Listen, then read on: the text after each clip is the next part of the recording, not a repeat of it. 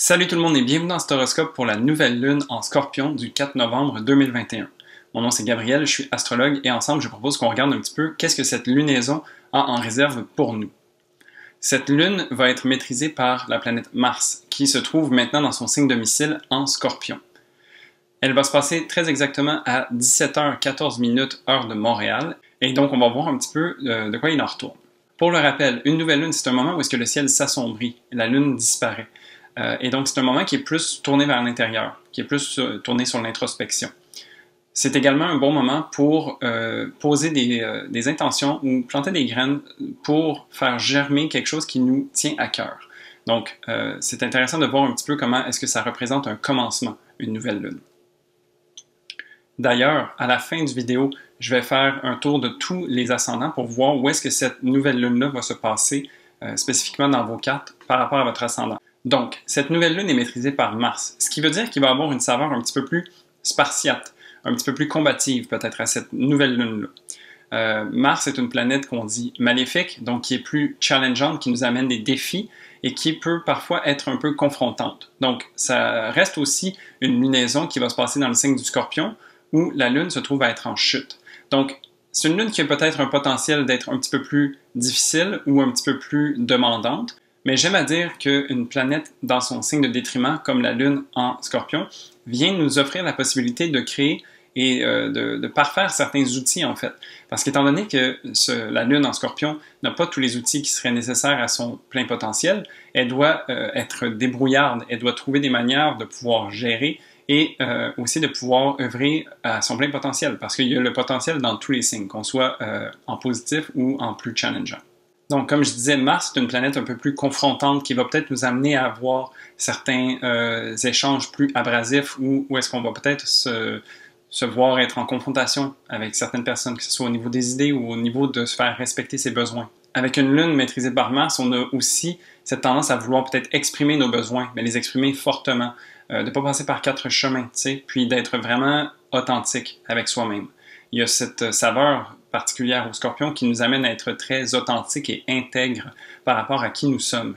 Et donc ici, c'est une lune qui me semble être un terreau très fertile pour se positionner, être engagé et vraiment être déterminé par rapport à ce qu'on a envie de voir fleurir dans le futur. On note aussi que Mars est rendu, comme je disais, dans son signe de domicile, ce qui veut dire qu'elle sort de son signe d'exil qui était celui de la Balance. Alors ici, on a un Mars qui est en pleine puissance, qui a envie justement de pouvoir s'exprimer, qui va peut-être prendre plus de place également dans cette signature astrologique, étant donné que la Lune, elle, est en chute. Donc c'est possible que le penchant martien, un petit peu plus combatif, vienne ressortir lors de cette lunaison-là. Alors si on regarde cette carte un petit peu plus en détail, on va commencer par la Lune, donc qui est en Scorpion. Comme je disais, elle est dans son signe de chute à cet endroit-là. La Lune parle de notre monde intérieur, de comment on prend soin de soi, comment on prend soin des autres. C'est une lune aussi. La Lune vient parler aussi de les besoins qu'on a, les peurs qui nous habitent. Et donc un petit peu comment est-ce qu'on navigue à travers tout ça. Comme je disais, étant donné que la Lune est dans son signe de chute, on est un petit peu plus appauvri en termes d'outils et d'efficacité par rapport à ça. Néanmoins, le Scorpion reste un signe d'eau, ce qui veut dire que la Lune, qui est en général capable de bien œuvrer à travers les émotions et de connecter avec ses tripes, va pouvoir nager à travers ces eaux-là. C'est juste que c'est des eaux plus sombres et plus challengeantes parfois. Ce sont des eaux un petit peu plus opaques qui ont besoin qu'on ose aller tâter un petit peu à travers les eaux marécageuses, par exemple, pour voir qu'est-ce qui s'y trouve en dessous. C'est également une lune qui nous offre une certaine intensité et qui nous amène aussi un potentiel de révélation et de régénérescence assez fort. Donc, c'est à travers un peu l'exercice de cette intensité, d'aller voir un peu les côtés plus sombres et plus difficiles ou challengeants qui nous habitent, qu'on est capable de les transmuter et de s'en libérer. Et donc, il y a ce côté-là à une lune en Scorpion qui est un petit peu, si on peut dire, une purge émotionnelle.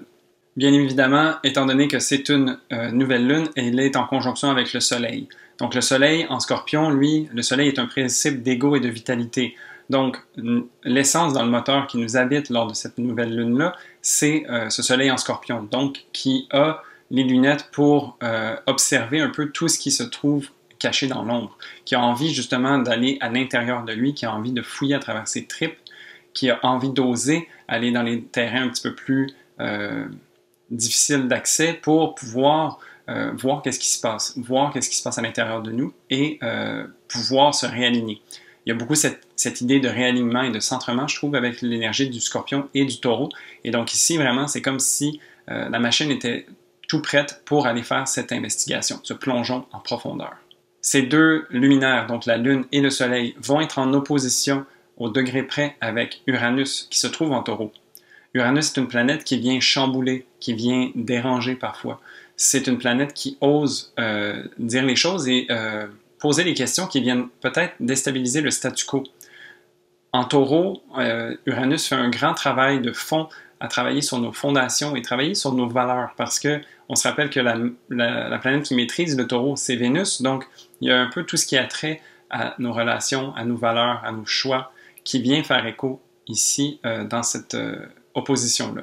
Le signe du Scorpion est aussi un petit peu plus immatériel et Uranus se voit dans un signe très matériel. Donc, il y a ce choc ici qui vient s'installer et qui nous amène en fait à voir comment est-ce qu'on peut allier les deux. Donc, tu sais, pas uniquement être dans le matériel et pas uniquement être dans le psychologique, si on peut dire. Cette signature nous amène aussi donc à être très vrai avec soi-même. Dans des vidéos passées, je disais que Uranus, lorsqu'elle vient en opposition comme ça, pose la question qui tue d'une certaine manière et donc nous demande vraiment d'être très authentique et honnête envers soi-même pour qu'on soit capable de pouvoir regarder les choses en face pour pouvoir les adresser ou agir en conséquence. Et pour finir avec ces deux luminaires, on est en train de sortir d'un carré avec Saturne qui est en Verseau. Donc ici, vraiment, on peut s'imaginer qu'on est en train de reconstruire quelque chose. On est en train de plonger à l'intérieur pour voir vraiment en dessous de la Terre, en dessous, dans les profondeurs, qu'est-ce qui se passe, puis sur quoi est-ce qu'on se tient. Parce que Saturne est en train d'œuvrer à créer le futur, créer vers quoi on s'en va, un petit peu restructurer la société, si on peut dire. Et puis donc, à travers ces mouvements dans le Scorpion, on fait un travail intérieur important qui vient nous demander justement de reconstruire et de voir qui est-ce qu'on a envie d'être dans cette nouvelle société-là. Et donc, en plus, avec Uranus qui vient nous rectifier et nous réaligner, bien, il y a un grand travail qui s'opère à travers les jours qui précèdent et le jour de cette nouvelle lune-là.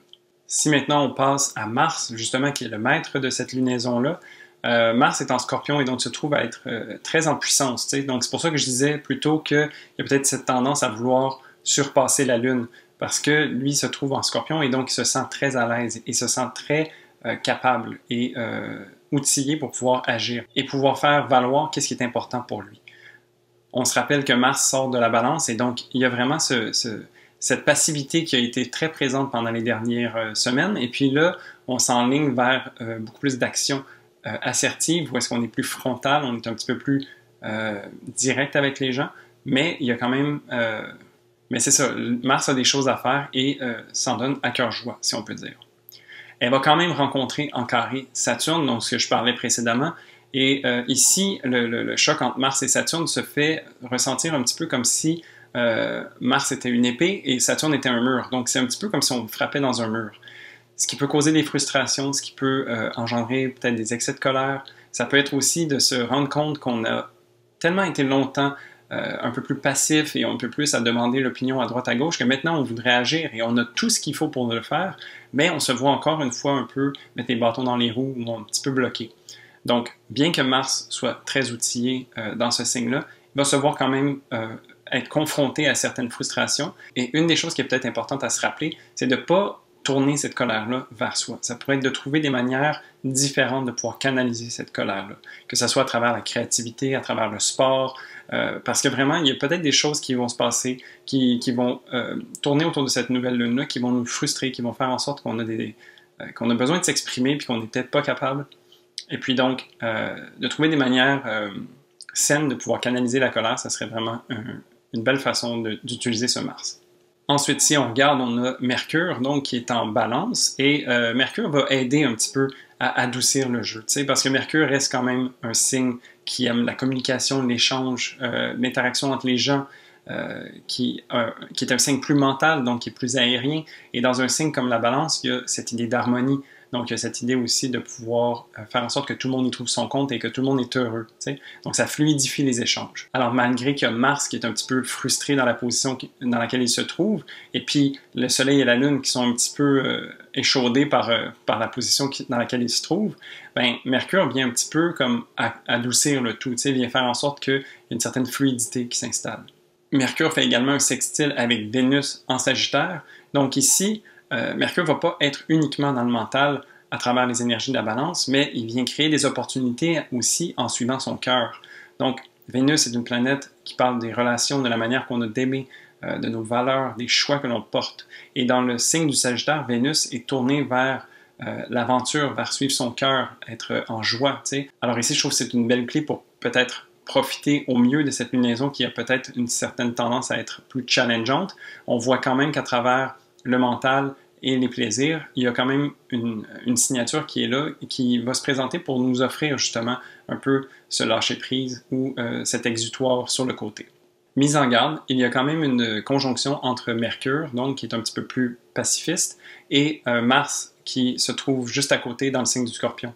Alors, comme je disais, Mars est quand même assez fort et va avoir une certaine adversité à laquelle il fait face pendant cette lunaison-là. Et donc, ça serait intéressant de voir aussi comment est-ce que Mercure peut ne pas se laisser teinter de cette frustration ou de cette colère. T'sais? Donc, vraiment de s'assurer de garder la parole juste, en fait, et puis de rester en alignement avec les valeurs qui nous habitent. Donc, Mercure, c'est la manière qu'on a de parler et d'échanger avec les autres. Mars va être la manière qu'on a d'agir. Donc, tu sais, s'assurer que les faits et gestes suivent un peu les paroles et que tout ça est aligné au cœur. Donc, certaines tempérances à peut-être faire attention ici. Alors voilà, c'est quand même une lunaison qui va être particulière, qui va sans doute avoir un certain mordant ou un certain piquant, qui va être intéressant de pouvoir utiliser pour justement construire quelque chose qui est plus aligné avec nous pour le futur. Ça se peut que dans le moment T de cette lunaison-là, on vive des frustrations, qu'il y ait de la colère qui soit générée ou qu'il y ait des choses qu'on aimerait qu'ils soient différentes, puis qu'on se voit être un petit peu bloqué.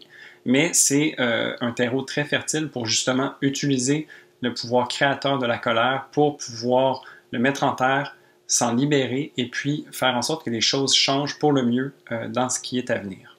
Alors maintenant, pour ce qui est de où est-ce que cette lunaison va se passer par ascendant, on va commencer par les béliers.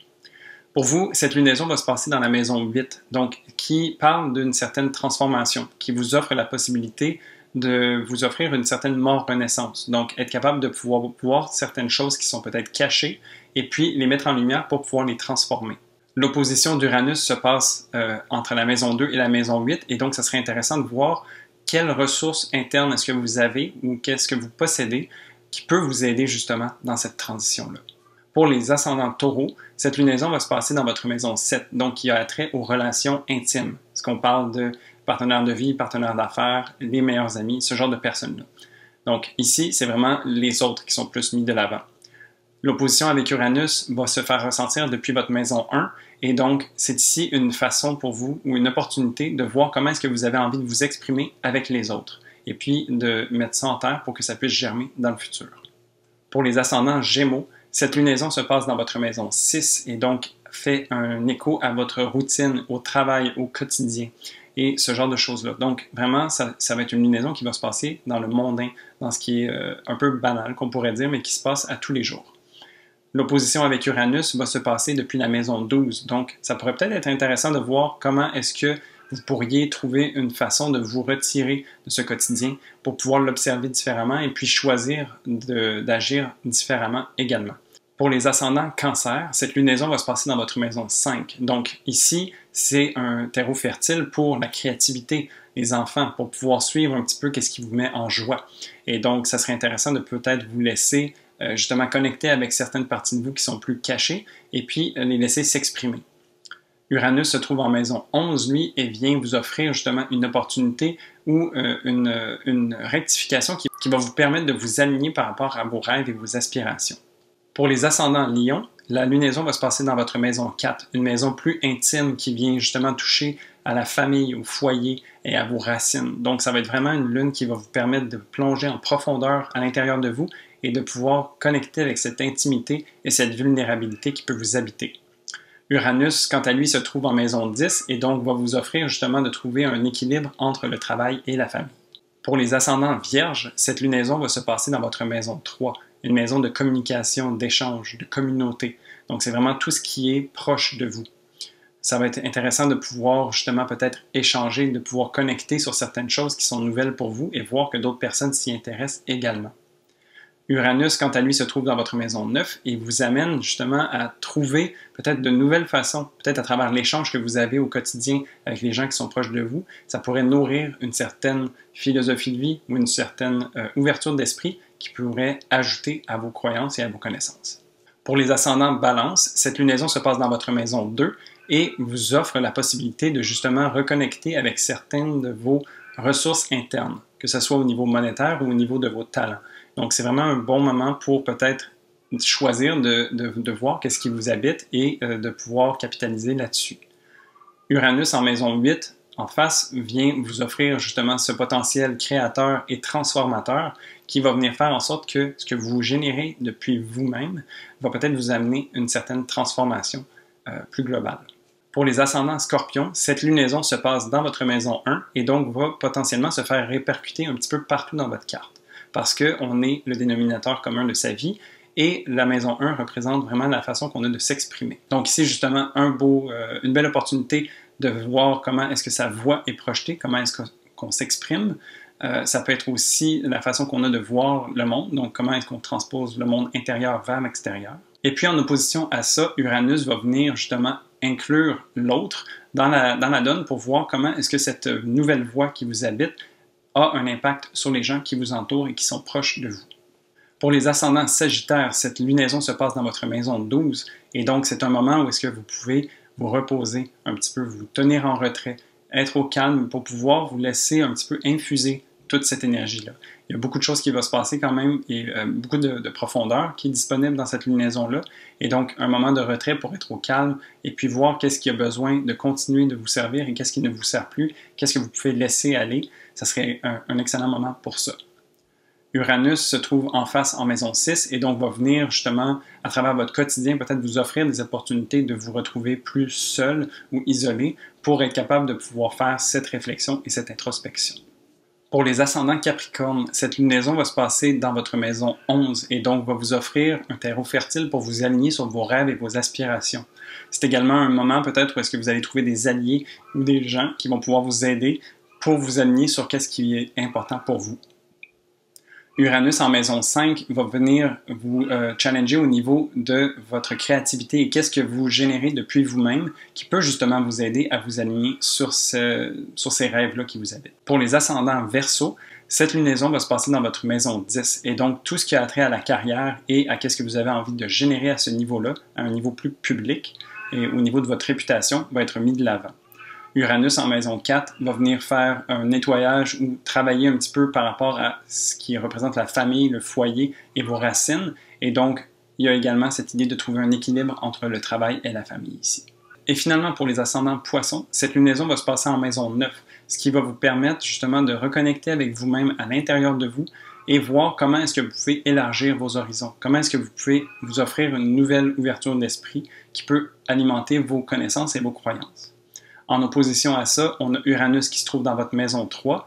Et donc ici, on voit qu'il y a peut-être des choses qui se passent autour de vous, des gens avec qui vous connectez de manière nouvelle, qui vous aident à alimenter un peu cette quête de savoir.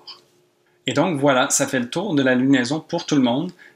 Si tu as aimé cette vidéo, n'hésite pas à mettre un pouce ou à m'écrire en commentaire comment est-ce que tu anticipes de vivre cette lunaison-là. Elle est quand même assez particulière et piquante, donc je te souhaite quand même une belle nouvelle lune et puis de la vivre le plus dans la paix possible. Et puis, merci de faire ça d'ailleurs parce que ça aide l'algorithme de YouTube et ça fait en sorte que plus de gens vont pouvoir voir mes vidéos. Sinon, j'ai aussi les vidéos disponibles par ascendant pour le mois de novembre au complet. Alors, si tu veux aller voir ça, c'est disponible sur ma chaîne. Et puis sinon, moi, je te dis à la prochaine pour une prochaine vidéo. Salut!